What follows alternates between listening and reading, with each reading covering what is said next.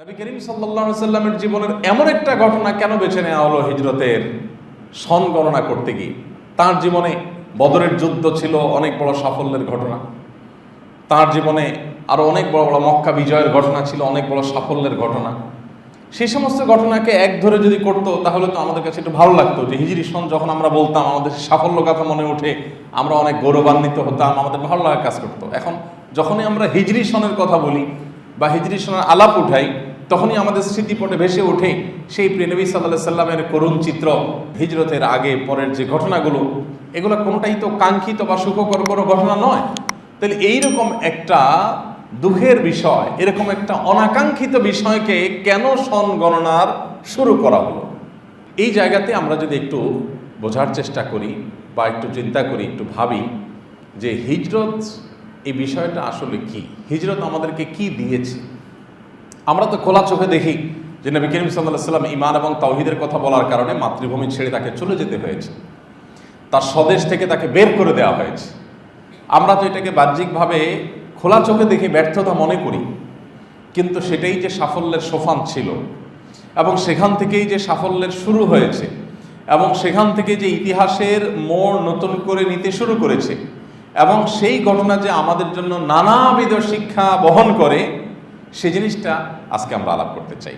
মোহতারাম হাজরিন, প্রিয় নবী সাল্লাল্লাহু আলাইহি সাল্লামের যে হিজরত, এই হিজরতের সর্বপ্রথম এবং প্রধান যে শিক্ষার দিকটা, সেটা হলো হিজরত আমাদেরকে জানিয়েছে যে পৃথিবীতে হক এবং বাতিলের দ্বন্দ্ব এটা চিরন্তন বাস্তবতা এবং সত্য। হক যেখানে পৃথিবীতে যে প্রান্তেই মাথা উঁচু করে দাঁড়াবার চেষ্টা করুক, সেখানে বাতিল দাঁড়াবেই, বাতিল থাকবেই, এবং বাতিল হককে দমন করার জন্য সর্বশেষ টুকুন দিয়ে চেষ্টা করবে। এই চিরন্তন সত্য, চিরন্তন বাস্তবতা, এটা আমরা হিজরতের সময় দেখেছি, এবং সেখান থেকে শিক্ষা নিয়ে আমরা আমাদের জীবনের প্রত্যেকটা পদে পদে, প্রতিটা অঞ্চলে, প্রতিটা দেশে, প্রত্যেকটা মানুষের ব্যক্তিগত, সামাজিক এবং বৈশ্বিক পরিমণ্ডলে আমরা এই জিনিসটাকে মিল খুঁজে পাবো যে নবী করিম সাল্লাল্লাহু আলাইহি সাল্লামের হিজরতে যেরকম আমরা দেখেছি তিনি তাওহীদের কথা বলার পরই তাওহীদ পরিপন্থী, তাওহীদে অবিশ্বাসী এবং তাওহীদের বিরুদ্ধাচরণকারী মুশরিকরা যেরকম বুক টান টান করে দাঁড়িয়ে গিয়েছে এবং সর্বশক্তি দিয়ে তাওহীদবাদীদেরকে উৎখাত করে ছেড়েছে, অতএব কিয়ামত পর্যন্ত যেখানেই মানুষ তাওহীদের কথা বলবে, আল্লাহর কথা বলবে, রিসালাতের কথা বলবে, আখিরাতের কথা বলবে, ঈমানের কথা বলবে, তাওহীদের কথা বলবে, তাদেরকেই নানা রকম বাধা বিপত্তির মুখোমুখি করা হবে, নানা রকমের অপবাদ দেয়া হবে এবং কোণঠাসা করা হবে, তাদেরকে বন্দী করা হবে, সম্ভব হলে দেশান্তর করা হবে, মেরে ফেলা হবে, সব রকমের অনাচার করা হবে। এটা ইতিহাসে বারবার ঘটবে, প্রত্যেকটা জনপদে ঘটবে। এই বিষয়টা হিজরতের ঘটনা আমাদেরকে স্মরণ করিয়ে দেয়, যার কারণে আমাদের সতর্ক হওয়ার বিরাট একটা সুযোগ এখানে রয়েছে যে আমরা যেখানেই হকের কথা বলবো, সেখানে আমাদের সামনে বাতিল যে কোনোভাবে এসে দাঁড়াবে। আমরা আজকে আমাদের বাংলাদেশের প্রেক্ষাপটে যদি বলি, এখানে আমরা যখন ইসলামের কথা বলি, মুসলমানরা ইসলাম চর্চা করার চেষ্টা করেন, তখনই মুসলমানদেরকে ইসলাম চ্যুত করবার জন্য বা মুসলমানদের ইসলামের অগ্রযাত্রাকে থামাবার জন্য হাজার রকমের প্রচেষ্টা হবে। কারা করছে, কিভাবে করছে, কোন অ্যাঙ্গেল থেকে করছে, ধীরে ধীরে করছে, একেবারে পরোক্ষ প্রত্যক্ষভাবে করছে, এই বিষয়গুলো অনুধাবন করা প্রত্যেক সচেতন মুসলমানের কর্তব্য। মুসলমান যদি মনে করে যে আমি শুধুমাত্র আমার ইবাদতবন্দি করে গেলাম, নামাজ রোজা করে গেলাম, আমি জিকির আজকার করে চলে গেলাম আর আমার দায়িত্ব শেষ হয়ে গেল, এটা ভুল হবে। বরং প্রিয় নবী সাল্লাল্লাহু আলাইহি সাল্লামের হিজরত আমাদেরকে শিক্ষা দিয়েছে যে হক যেখানেই কাজ করবে, ঈমান এবং তাওহীদের কথা যেখানেই বলা হবে, সেখানেই এগুলোকে থামাবার জন্য নানামুখী প্রচেষ্টা হবে, সেটা নানা রকমের আইটেম দিয়ে। আপনি এটি চোখ কান খুললে দেখবেন আমাদের পাঠ্যক্রম, আমাদের শিক্ষা কারিকুলামে, আমাদের বই পুস্তকে, আমাদের দেশের বিভিন্ন কৃষ্টি কালচারে ইসলামের যে ছিটা ফোটা আছে, এগুলোকে ধুয়ে মুছে পরিষ্কার করে বিদায় দেওয়া, এগুলাকে দূর করে দেওয়ার এক প্রচেষ্টা অব্যাহত আছে, সর্বত্র আছে। তো এই যে জিনিসটা, এই জিনিসটার ব্যাপারে আমাদেরকে সতর্ক থাকা দরকার, আমাদেরকে সচেতন থাকা দরকার, এবং হিজরত আমাদেরকে সেই শিক্ষাটা বারবার করে দেয় এবং দিয়েছে। নবী করিম সাল্লাল্লাহু আলাইহি সাল্লামের হিজরতের সময় যে সমস্যাটা হয়েছে, এই একই সমস্যা পৃথিবীর সব প্রান্তে, সব ভূখণ্ডে সব সময় হয়, এখনো হচ্ছে, ভবিষ্যতেও হবে। আমরা এই বিষয়ে আপনাদেরকে বিভিন্ন সময় একটু জানাবার চেষ্টা করি যে এই দেশে কি হয়। গত কিছুদিন ধরে, বেশ কিছুদিন ধরে এদেশের প্রথম একেবারে সর্বপ্রধান এনজিও, এই প্রতিষ্ঠানটির নানা রকম ক্যাম্পেইনের মধ্যে একটা ক্যাম্পেইন ছিল সমতন্ত্র। স্কুলে, কলেজে, বিশ্ববিদ্যালয়ে তারা এটা খুব জোরালোভাবে করেছে। সোশ্যাল মিডিয়াতে তাদের পেজে গিয়ে, সমতন্ত্র লিখে সার্চ দিয়ে তাদের পেজে গিয়ে একটু তাদের ভিডিও এবং ছবি পোস্টগুলো একটু দেখার চেষ্টা করবেন। আমি দেখেছি, অনেকগুলো দেখেছি। সেগুলোর প্রতিটা লাইন, প্রতিটা শব্দ আপনি দেখবেন সুপরিকল্পিত এবং একেবারে পরিষ্কারভাবে ইসলাম এবং মুসলমানদের স্বার্থ সংশ্লিষ্ট বিষয়গুলোর বিরুদ্ধে অ্যাটাক। প্রতিটা জোড়ায় জোড়ায়, প্রতিটা গিরায় গিরায় আঘাত তারা সেখানে তাদের লাইনে লাইনে করে যাচ্ছে। এবং এগুলোর অনেক কিছুকে আমরা অনেক সাধারণ মুসলমানরা অ্যাপ্রিসিয়েট করি। আমরা মনে করি ভালো কথাই তো, তারা অধিকারের কথা বলছে। অধিকার এমন এক জিনিস যে এটা শুনতে আমাদের কাছে খুব ভালো শোনা যায় দেখে যত অপকর্ম আছে, এই সব অপকর্মগুলোকে অধিকারের বাহনের উপরে চড়িয়ে তারা আমাদের সমাজে করায়, প্রবেশ করায়। সমকামিতা এটা একটা অপরাধ, এটা একটা বিকৃতি, এটা একটা শয়তানি এজেন্ডা। শয়তানি বলতে লিটারালি শয়তানি এজেন্ডা। শয়তানের একটা সংকল্প ছিল যে সে আল্লাহর সৃষ্টিতে পরিবর্তন আনবে। এই শয়তানি এজেন্ডাকে, শয়তানি এই চক্রান্তকে, এটাকে তারা আমাদের সমাজে গেলাবার জন্য বহু চেষ্টা করে যখন পারছে না, এখন নাম দিয়েছে অধিকার। এটা একটা মানুষের ব্যক্তি স্বাধীনতার ব্যাপার, অধিকারের ব্যাপার। যাই হোক, তো এরকম নানামুখী চক্রান্ত চলছে। আমরা যদি নাকে তেল দিয়ে ঘুমাই অথবা আমাদের ইবাদত বন্দেগী, ব্যক্তিগত বন্দেগী শুধু পড়ে থাকি, সমাজে কি চলছে, আমার যুব সমাজ, আমাদের কিশোর, আমাদের শিশুদেরকে ধ্বংস করবার জন্য কি কি নীলনকশা করা হচ্ছে, যাতে আগামীর বাংলাদেশ এক ভিন্ন বাংলাদেশ হয়, যাতে আগামীর সমাজ এক ভিন্ন সমাজ হয়। আমি একজন মুসলমান বা যে কোনো মানুষ হিন্দু বা অন্য ধর্ম অবলম্বন করছেন, তিনি তার সন্তানকে যেই জায়গাটা তিনি কল্পনা করছেন, বাস্তবতা হলো তার সন্তানটা অন্য এক পৃথিবীতে, অন্য এক সমাজে বসবাস করবে। এই জায়গাটাতে নেওয়ার জন্য নানামুখী চক্রান্ত চলছে। হয়তো চক্রান্তের ধরন পাল্টে, প্রিয় নবী সাল্লাল্লাহু আলাইহি সাল্লামের সময় যেটা করেছিল শয়তানের দোসররা, এখন তারা সেটা করছে না, তারা ভিন্ন কোনো কৌশলে করছে, কিন্তু কাজ চলছে। হিজরত আমাদেরকে স্মরণ করিয়ে দেয় যে হকের এবং সত্যের কথা, ঈমান এবং তাওহীদের কথা যেখানে বলা হবে, যেখানে ধারণ করা হবে, সেখানেই এর বিপরীতে নানা অ্যাঙ্গেল থেকে আক্রমণ হবে এবং নানা দিক থেকে সেটাকে থামিয়ে দেওয়ার প্রচেষ্টা চলবে। এখন আমাদের সমাজেও আছে, থাকাটাই বাস্তবতা এবং সব সমাজেই থাকবে। কারা করছে, কারা সে কালপ্রিট, কারা সে ক্রিমিনাল, কারা সে সমাজ, দেশ, আমাদের কৃষ্টি, আমাদের কালচার, আমাদের ধর্ম, এগুলোর বিরোধী, এই চক্রটাকে বোঝা, তাদের চক্রান্তগুলোকে অনুভব করার চেষ্টা করাটা গুরুত্বপূর্ণ। বেশিরভাগ মানুষই আমরা এগুলোকে বোঝার চেষ্টা করি না, এটা খুবই গুরুত্বপূর্ণ। অতএব হিজরত আমাদেরকে শিক্ষা দেয় যে বাতিল সবসময় হককে ধ্বংস করবার জন্য সচেতন, সতর্কভাবে তারা পহরা দিচ্ছে এবং তারা কাজ করে যাচ্ছে। আমরা তাদের এগুলোকে ধরতে না পারলে আমরা পিছিয়ে যাব এবং বাতিল ঠিকই এগিয়ে যাবে।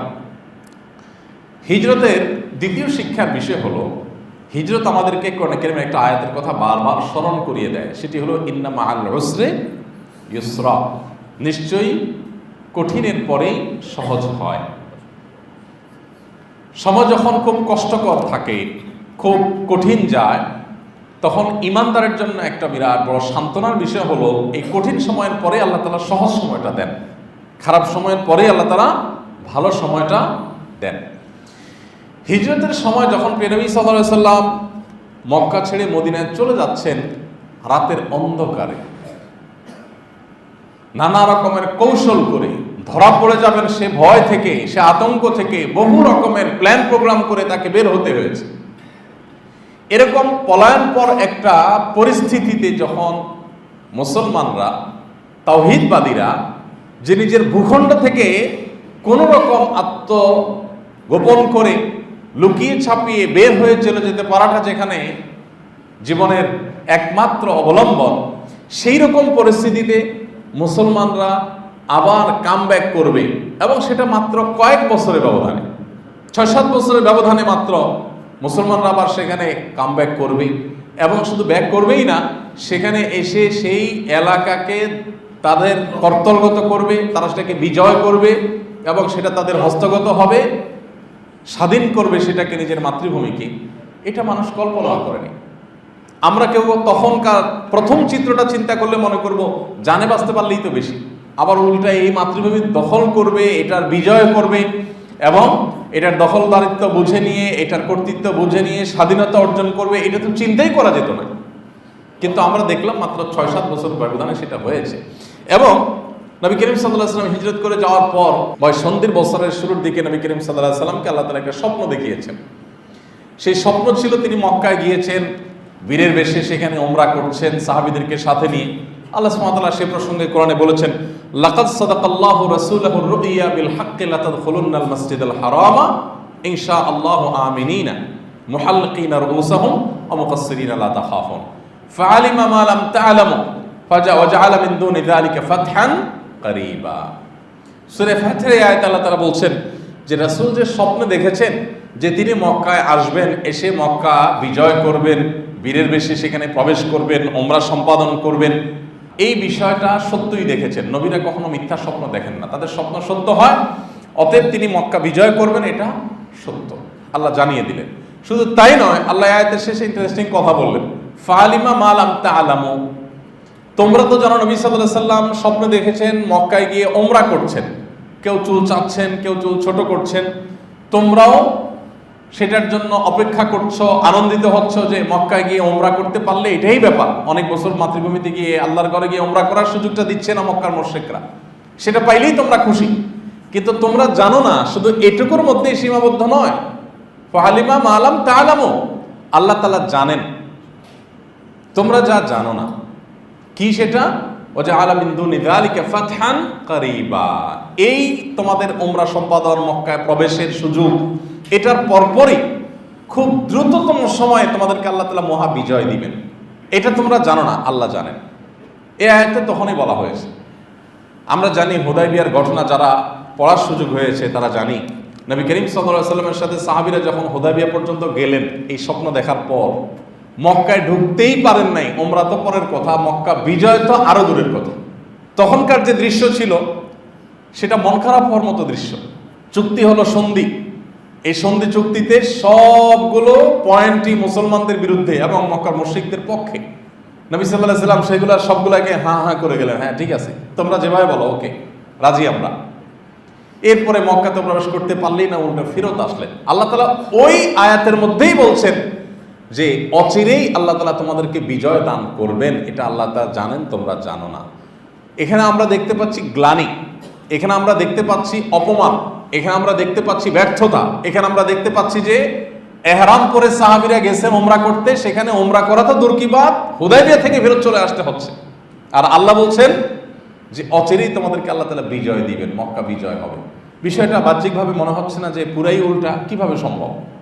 কিন্তু মাত্র 1 বছরের ব্যবধানেই আল্লাহ রাব্বুল আলামিন সেই বিজয়ের স্বাদ মুসলমানদেরকে দিয়েছেন। এই যে অল্প সময়ের ব্যবধানে, 1 বছরের ব্যবধানে এত বিরাট বড় সাফল্য চলে আসলো স্বপ্ন দেখার পর থেকে নিয়ে, এটা আমাদেরকে স্মরণ করায় দেয় যে ইন্না মাআল উসরে ইউসরা, সময় যত কঠিনই যাক, যত খারাপই যাক, ঈমানদার আল্লাহর প্রতি কখনো নিরাশ হবে না। ইতিহাসের পাতা উল্টালে আমরা দেখি বারবার এই ঘটনার পুনরাবৃত্তি আল্লাহ তাআলা ঘটিয়েছেন। যে মানুষের যখন দেয়ালে পিঠ থেকে গেছে, মানুষ যখন মনে করেছে বাঁচতে পারলেই বেশি, সেখানে আল্লাহ তাআলা শুধু তাকে বাঁচানি নাই, তাকে মহা বিজয় এবং সাফল্য দিয়েছেন, যেটা হিজরতের মধ্যে ঘটেছে। মুসলমানরা যেখানে পলায়ন করে বাঁচতে পারলে, ঈমান রক্ষা করতে পারলেই তারা খুশি, সেখানে শুধু ঈমান রক্ষাই হয় নাই, বাঁচাই হয় নাই, সেখানে আল্লাহ রাব্বুল আলামিন মুসলমানদেরকে এমন বিজয় দিয়েছেন যে বিজয় মুসলমানরা কল্পনাও করে নাই। কোন রক্তপাত, উল্লেখযোগ্য রক্তপাত ছাড়া গোটা মক্কা বিজয় করেছেন, মাতৃভূমিতে পুনরায় তারা প্রবেশের সুযোগ পেয়েছে। তাহলে ভাইরা আমার, আমরা জানলাম যে আল্লাহ রাব্বুল আলামিন কিভাবে কঠিন সময়কে সহজ সময়ে পরিণত করেন। এজন্য ইমানদার কখনো ডিপ্রেসড হবে না, ইমানদার কখনো হাল ছাড়বে না, ইমানদার কখনো হতাশ হবে না। আল্লাহ রাব্বুল আলামিন এই হিজরতের এই শিক্ষাটা আমাদের জীবনে ধারণ করার তৌফিক দান করুন। ভাইরা আমার, এই আয়াতে যদি আমরা শেষের দিকে দেখি, আল্লাহ সুবহানাহু ওয়া তাআলা আরো বলেছেন, হুয়াল্লাযী আরসালা রাসূলাহু বিল হুদা ওয়া দীনিল হক লিইয়ুযহিরাহু আলাদ দীনি কুল্লিহি ওয়া কাফা বিল্লাহি শাহীদা। তিনি সেই সত্তা যিনি তার রাসূলকে হেদায়েত এবং সত্য নিয়ে পাঠিয়েছেন, সকল ধর্ম, সকল ইজম, সকল বাদ মতবাদের উপর এটাকে তিনি প্রাধান্য দিবেন, এটাকে বিজয়ী করবেন, সবগুলোর উপরে থাকবে। এটা আল্লাহ তাআলা করবেন, সেটা হয়েছে। আয়াত নাজিল হওয়ার কয়েক বছরের মধ্যে নবী সাল্লাল্লাহু আলাইহি ওয়াসাল্লাম দুনিয়া থেকে চলে গেছেন। এই 4-5 বছরের ব্যবধানেই কিন্তু পৃথিবীতে 4-5 বছরের পৃথিবীর কি হয়, এই 4-5 বছরের ব্যবধানেই এই ইসলাম গোটা পৃথিবীর সবচাইতে পাওয়ারফুল ধর্ম, সবচাইতে পাওয়ারফুল এবং সবচেয়ে গ্রহণযোগ্য মতবাদ হিসেবে পৃথিবীতে প্রতিষ্ঠিত হয়েছে। তো আল্লাহ তাআলার ওয়াদা সেটা বাস্তবায়ন হয়েছে। অথচ এই আয়াত যখন নাজিল হয় তখনও মুসলমানরা কোণঠাসা, বাঁচতে পারলেই, জানে বাঁচতে পারলেই বেশি, ঈমান রক্ষা করতে পারলেই খুশি। তারা যখন ঈমান রক্ষা নিয়ে আর বাঁচা নিয়ে চিন্তে আসেন, আল্লাহ তখন বলছেন গোটা বিশ্ব বিজয়ের স্বপ্নের কথা। মিলছিল না বাহ্যিকভাবে, কিন্তু বাস্তবে সেটা মিলেছে। অতএব হিজরতের অনেক বড় শিক্ষা হলো যে হিজরত আমাদেরকে শেখায় কিভাবে দেয়ালে পিঠ থেকে গেলেও হাল ছাড়তে হয় না, চেষ্টা চালিয়ে যেতে হয়, সাহায্য আল্লাহর কাছে চেয়ে যেতে হয়। আল্লাহ কিভাবে মানুষকে পতনের ভয়াবহ জায়গা থেকে উত্থানের চরম পর্যায়ে পৌঁছে দিতে পারেন, সেটা হিজরতের ঘটনা আমাদেরকে শিক্ষা দেয়। কেন হিজরি সনকে হিজরত থেকে গণনা করা শুরু হয়েছে, এই সকল তাৎপর্য, এই সকল শিক্ষাগুলো কথা মুসলমানরা হিজরি সনের বিভিন্ন মোড়ে মোড়ে দাঁড়িয়ে, হিজরি সনের শুরুতে দাঁড়িয়ে তারা ভাববে, চিন্তা করবে। সেখান থেকে তাদের মধ্যে প্রেরণা, তাদের মধ্যে শক্তি এটা সঞ্চার করবে এবং সেটা দিয়ে তারা সামনে এগিয়ে যাবে। এই জন্যই খোলাফায়ে রাশেদা তারা হিজরি সনের গণনা এই হিজরত থেকে শুরু করেছে। হিজরতের যে সমস্ত শিক্ষাগুলো আছে তার মধ্যে থেকে আরেকটা বড় এবং গুরুত্বপূর্ণ শিক্ষা হলো ইমানদারের কাছে ঈমান এবং তাওহীদের ইস্যুতে কোনো প্রকার ছাড় বা কম্প্রোমাইজের কোনো সুযোগ নাই। নবী করিম সাল্লাল্লাহু আলাইহি ওয়াসাল্লাম এবং সাহাবায়ে কেরাম যদি ঈমান এবং তাওহীদের ইস্যুতে একটু ছাড় দিতেন, একটু কম্প্রোমাইজ করতেন এবং নেগোসিয়েশনে আসতেন যদি মক্কার মুশরিকদের সাথে, তাহলে তাকে আর মক্কা ছাড়তে হতো না। কিন্তু নিজের প্রিয় মাতৃভূমি ছেড়ে চলে যেতে হয়েছে। চরম নির্যাতন, জুলুম, নিষ্পেষণ, স্টিম রোলার একটার পর একটা তাদেরকে সহ্য করতে হয়েছে। এত কিছুর পরও তিনি বলেন না, ঠিক আছে তাহলে তোমরা যেভাবে বলো প্রকাশ্যে ইসলাম প্রচার আমি করব না, ঠিক আছে তোমরা তো অফার করেছো 1 বছর আমার রবের ইবাদত করবো, 1 বছর তোমাদেরটা আমি করব, এরকম কোনো নেগোসিয়েশনে চলে আসি, আসো দেখি একটু কম্প্রোমাইজ করি, একটু শক্তি সঞ্চার হলে আবার না হলে শুরু করব, আপাতত একটু কম্প্রোমাইজ করি, এটা কিন্তু করেননি। চরম দুর্বলতম পরিস্থিতিতে, মহা কঠিন সময়, অস্তিত্ব যেখানে রক্ষা করাই প্রায় অসম্ভব পর্যায়ে, এরকম পরিস্থিতিতে দাঁড়িয়েও নবী করিম সাল্লাল্লাহু আলাইহি ওয়াসাল্লাম ঈমান এবং তাওহীদের প্রশ্নে কোনো কম্প্রোমাইজ করেন নাই। আজ আমরা মুসলমান পদে পদে সেই কম্প্রোমাইজটা করে চলেছি। আমাদেরকে এমন জায়গায় নিয়ে যাওয়া হচ্ছে, এমন জায়গায় নিয়ে যাওয়া হয়েছে যে আমরা কি ঈমান রাখবো নাকি ছাড়বো, এই পজিশনে আমরা পৌঁছে যাচ্ছি। সমকামিতার যে ইস্যুটা, ট্রান্সজেন্ডার যে ইস্যুটা, সমতন্ত্রের নাম দিয়ে যে শয়তানি ইস্যুটা আছে, এই ইস্যুটা নিয়ে অনেক বেশি আলাপ আলোচনা হচ্ছে। অনেক মানুষের মনে একটা প্রশ্ন থাকে, হুজুররা এত বেশি কথা এই বিষয়ে কেন বলছেন? দেশে বহু মানুষ জেনা করছে না? জেনা তো হারাম, সে হারাম কাজটা অনেকে করছে, তো সমকামিতা হারাম, অনেক মানুষ করছে বা করবে, এটা তো অস্বাভাবিক না, সব মানুষ তো ফেরেশতা হয়ে যাবে না। জেনা যেরকম সমাজে চলছে আমরা হারাম বলছি, কিন্তু পাশাপাশিও মানুষ এটা জেনেও অনেক মানুষ জেনা লিপ্ত হচ্ছে, সেটা যেরকম আমরা বাস্তবতা হিসাবে ধরে সামনে এগিয়ে যাচ্ছি। সমকামিতাটা এরকম একটা বিষয়, তাহলে এটা নিয়ে কেন এত হার্ডলি, এত শক্তভাবে আগাইতে হবে বা এটা নিয়ে এত জটিলভাবে এটাকে দেখতে হবে? দেখুন, সমকামিতার ইস্যুটাকে কোন পর্যায়ে নিয়ে গেছে শয়তানের সভ্যতার দোসররা, আমরা অনেকে চিন্তাও করতে পারি না। পৃথিবীর বহু বিশ্ববিদ্যালয়গুলোতে এখন রীতিমতো আপনি সমকামিতা এটা মানুষের অধিকার, রাইট, এটা করতে পারা উচিত। আপনি নিজে করেন বা না করেন, কে করতে চাইলে তাকে করতে দেওয়া উচিত, তাকে বাধা দেওয়া উচিত না। এটা বৈধ, এটা রাইট, এটা অধিকার, এটা আপনি স্বীকৃতি দেন কিনা। টিক দেওয়া ছাড়া পৃথিবীর বহু ফ্যাসিলিটিস আপনি পাবেন না। গোটা পৃথিবী আস্তে আস্তে বন্ধ হয়ে আসছে। গার্মেন্টস শিল্পে পর্যন্ত রীতিমতো শর্ত দিয়ে দেওয়া হচ্ছে যে আপনার কাছ থেকে মালের অর্ডার দেওয়া হবে, পণ্য কেনা হবে, আপনি যদি এই রাইট স্বীকার করেন, বাধ্য করা হচ্ছে। এখন গত সপ্তাহে শুনলাম যে আমাদের কলেজ ইউনিভার্সিটি স্টুডেন্টদের মধ্যে যে ডিবেটগুলো হয়ে থাকে, এই ডিবেটগুলোর মধ্যে এই জাতীয় ইস্যুগুলোকে আনা হচ্ছে এবং সমকামিতা এবং ফেমিনিজম এগুলোর পক্ষ এবং বিপক্ষ এই উভয় পক্ষ ছাত্রদেরকে অবলম্বন করে তর্ক করতে হচ্ছে, ডিবেট করতে হচ্ছে। এখন একজন ছাত্র, তিনি মুসলমান, তিনি প্র্যাকটিসিং, তিনি দিনদার, তিনি সমকামিতাকে হারাম মনে করেন, তাকেও ডিবেটে জড়াতে হচ্ছে এবং তিনি চাইলেই ফেমিনিজম বা সমকামিতার বিরুদ্ধে ডিবেট করবেন, এটা তিনি সব পারবেন না। তিনি কখনো এটার বিরুদ্ধে বললেও বাই রোটেশন একটা সময় না একটা সময় তাকে এটার পক্ষে বলতেই হবে, ডিবেটের খাতিরে হলেও। তাহলে কি দাঁড়াচ্ছে? আপনি মুসলমান, আপনি যখন বলবেন হ্যাঁ, ডিবেটের খাতিরে যখন বলবেন যে হ্যাঁ আমাকে একজন মানুষ সে সমকামিতা করতে চাইলে তার সে রাইট দেওয়া উচিত, এটা তার অধিকার হিসাবে থাকা উচিত, এটাকে অন্যায় মনে করা উচিত নয়, এটা নিয়ে যখন লড়াই করবেন তখন ইমান কোথায় থাকবে? হারামে লিপ্ত হলে মানুষ বেঈমান হয় না, হারামে লিপ্ত হলেই মানুষ বেঈমান হয় না, ফাসিক হয়। কিন্তু হারামকে যদি কেউ লিপ্ত না হয়ে হালাল মনে করে সে কাফের হয়। ধরুন আপনি সমকামিতা করেন না, আপনি ঘৃণা করেন এটাকে, বাট কেউ করলে আপনি মনে করেন এটা তার করতে পারা উচিত, তাকে বাধা দেওয়া উচিত না, তার মানে আপনি এটাকে রাইট মনে করলেন, এটাকে বৈধ মনে করলেন। আপনি করেন না কিন্তু আরেকজন করলে এটাকে বৈধ মনে করেছেন। আপনি সমকামিতায় লিপ্ত না হয়েও আপনি কাফের। আর জেনার ক্ষেত্রে আসেন, আপনি নিজে জেনা করছেন না কিন্তু আরেকজন জেনা করছে, তাকে অপরাধী মনে করছেন, অথবা আপনি নিজে জেনায় লিপ্ত কিন্তু আপনার মধ্যে অপরাধ বোধ কাজ করে, কাজটা ঠিক করছি না, অন্যায় করছি, তাহলে আপনি কাফের না। জেনা করেও মানুষ কাফের না, আর সমকামিতা না করেও কাফের। কিসের কারণে? শুধুমাত্র এটাকে বৈধতা দেওয়ার কারণে। এখন পাঠ্যপুস্তকের তো প্রতি পৃষ্ঠা না, প্রতি লাইনে এগুলো ঢোকানো হচ্ছে, প্রত্যেকটা জায়গায়। তো যাই হোক, নবী করিম সাল্লাল্লাহু আলাইহি ওয়াসাল্লামের হিজরতের ক্ষেত্রে আমরা দেখেছি তাওহীদ এবং ঈমানের ক্ষেত্রে কোনো ছাড় তারা দেন নাই। এবং তাদের আগের, আমাদের নবী সাল্লাল্লাহু আলাইহি ওয়াসাল্লামেরও আগের ইতিহাস কোরআনে বর্ণিত হয়েছে। সূরা কাহফে আসহাবে কাহফের যুবকেরা যখন তাদের তাওহীদ রক্ষা করতে পারছিল না, তখন তারা সেই দেশ ছেড়ে চলে গিয়ে গুহায় আশ্রয় নিয়েছে, তারপরে ঈমান ছাড়েন নাই, কম্প্রোমাইজ করেন নাই। বাট আমরা অহরহ আমাদের ঈমানকে কম্প্রোমাইজ করে ফেলছি। হিজরত আমাদেরকে শিক্ষা দেয় যে খবরদার, জীবনের সব কিছুর সাথে কম্প্রোমাইজ হতে পারে, ঈমান এবং তাওহীদে কোনো কম্প্রোমাইজ করবে না মুসলমান, করার কোনো সুযোগ নেই। প্রয়োজনে সব ত্যাগ করবে, প্রয়োজনে মাতৃভূমি ত্যাগ করবে, জীবন ত্যাগ করবে, তারপর এটা করবে না। হিজরতের আরেকটা বড় শিক্ষা হলো যে নবী করিম সাল্লাল্লাহু আলাইহি ওয়াসাল্লাম তিনি হিজরত করেছেন অত্যন্ত প্ল্যান মাফিক, তার প্রত্যেকটা বিষয় খুব প্ল্যান অনুযায়ী করেছেন।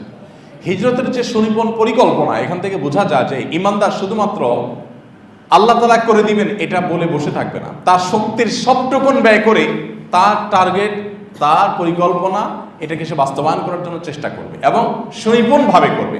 প্রিয় নবী সাল্লাল্লাহু আলাইহি ওয়াসাল্লামের হিজরতের যে পরিকল্পনা, এটা আমরা শুনলে আমাদের কাছে দিনের আলো মতো পরিষ্কার হয়ে যাবে যে কিভাবে একজন মুসলমান সূক্ষ্ম থেকে সূক্ষ্মভাবে তার দ্বীনের মিশনকে এগিয়ে নেওয়ার জন্য তিনি প্ল্যান মাফিক কাজ করবেন। প্রিয় নবী সাল্লাল্লাহু আলাইহি ওয়াসাল্লামের হিজরতের প্ল্যান যদি দেখি আমরা, আলী রাদিয়াল্লাহু তাআলা আনহুকে রাতের অন্ধকারে তিনি যেহেতু হিজরত করেছেন গভীর রাতে, আলী রাদিয়াল্লাহু তাআলা আনহুকে ডেকে তার বিছানায় শুইয়ে দিয়েছেন এবং সেটা অন্ধকারে করেছেন বাতি নিভিয়ে। কেন আলী রাদিয়াল্লাহু তাআলা আনহুকে ওখানে শুইয়ে রেখেছেন?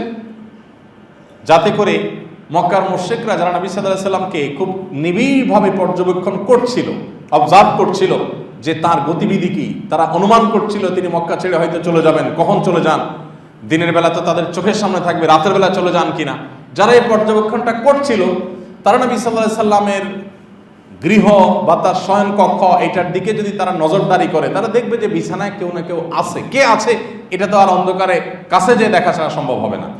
তো তাদের চোখে ধুলি দেওয়া এবং নবী সাল্লাল্লাহু আলাইহি ওয়াসাল্লামের হিজরতের পথটাকে সুগম করা, নিষ্কণ্টক করার জন্য প্ল্যান করেছেন যে আলী রাদিয়াল্লাহু তাআলাকে তার বিছানা শোয়াই দিবেন, যাতে ওরা দেখে মনে করে যে নবী সাল্লাল্লাহু আলাইহি ওয়াসাল্লাম শুয়ে আছে। এরপরে যখন তিনি সাথে আবু বকর রাদিয়াল্লাহু তাআলাকে নিয়ে বের হলেন, চলে গেলেন, আব্দুল্লাহ ইবনে আবী বকর রাদিয়াল্লাহু তাআলা আনহুকে দায়িত্ব দিলেন যে মক্কার মুশরিকরা যেহেতু তিনি সেখান থেকে বের হয়ে গিয়ে গারে সাউরে আশ্রয় নিয়েছেন এবং সেখানে অবস্থান করেছেন বেশ কিছুটা সময়, এই সময়টাতে মক্কার কাফিরদের গতিবিধি, তাদের কানাঘুষা, তাদের আলাপচারিতা, তাদের প্ল্যান পরিকল্পনাগুলো কি সেগুলোর জানার জন্য আব্দুল্লাহ ইবনে আবু বকরকে নিয়োগ দিলেন যে তুমি এগুলো দেখে তুমি এসে ওই গুহায় আমাদেরকে জানিয়ে যাবে। তিনি সেখান থেকে তথ্যগুলো এনে এনে নবী সাল্লাল্লাহু আলাইহি ওয়াসাল্লামকে জানিয়ে যেতেন। আবার তিনি যখন আসবেন যাবেন, তখন তিনি যেহেতু আবু বকরের ছেলে, রাসূলুল্লাহ আকরাম সাল্লাল্লাহু আলাইহি ওয়াসাল্লামের সাথে আবু বকর আছেন, অতএব আবু বকরের ছেলে কোন দিকে যাচ্ছে এটা তো শত্রুপক্ষ অবশ্যই দেখবে, অবজার্ভ করবে। এই জন্য তিনি যে পথে যাচ্ছেন সে পথে তার পায়ের যে ছাপ আছে সেই ছাপগুলো মুছে ফেলার জন্য নবী করিম সাল্লাল্লাহু আলাইহি ওয়াসাল্লাম আমর ইবনে ফুহাইরাকে নিয়োগ দিলেন যে তুমি ছাগল নিয়ে, ছাগল চড়ানোর ভান করে সে যখন হেঁটে যাবে তার পেছন দিয়ে তুমি ছাগলের পাল নিয়ে চলে যাবে, যাতে তার হাঁটার দাগগুলো মুছে যায়। প্ল্যান দেখেন।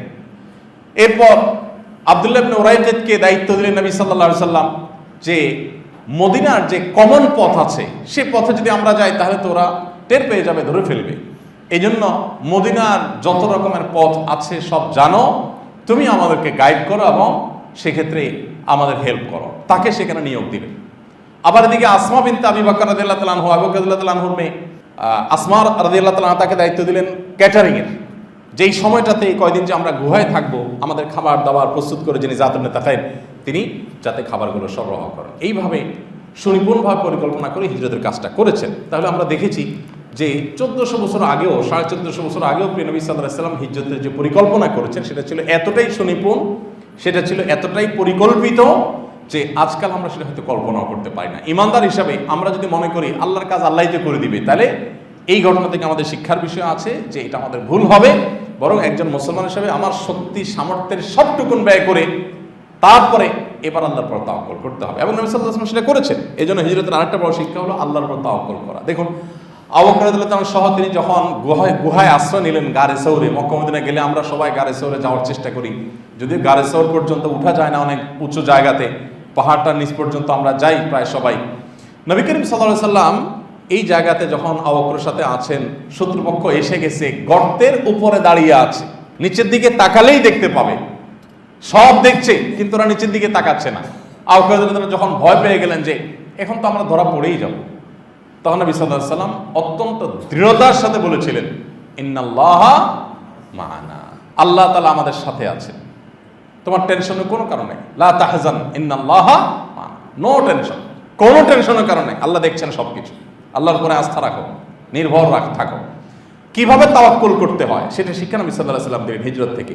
এবং তাওয়াক্কুল যে শুধুমাত্র আল্লাহর উপরে ভরসা, মুখস্থ এবং মুখের ভরসা করার কথা বলাই নয়, বরং ভরসার আগে আমার সাধ্যের সবটুকুন শেষ করে তারপর আল্লাহর উপরে ভরসা করা, সেই শিক্ষা আমরা এখান থেকে পেলাম।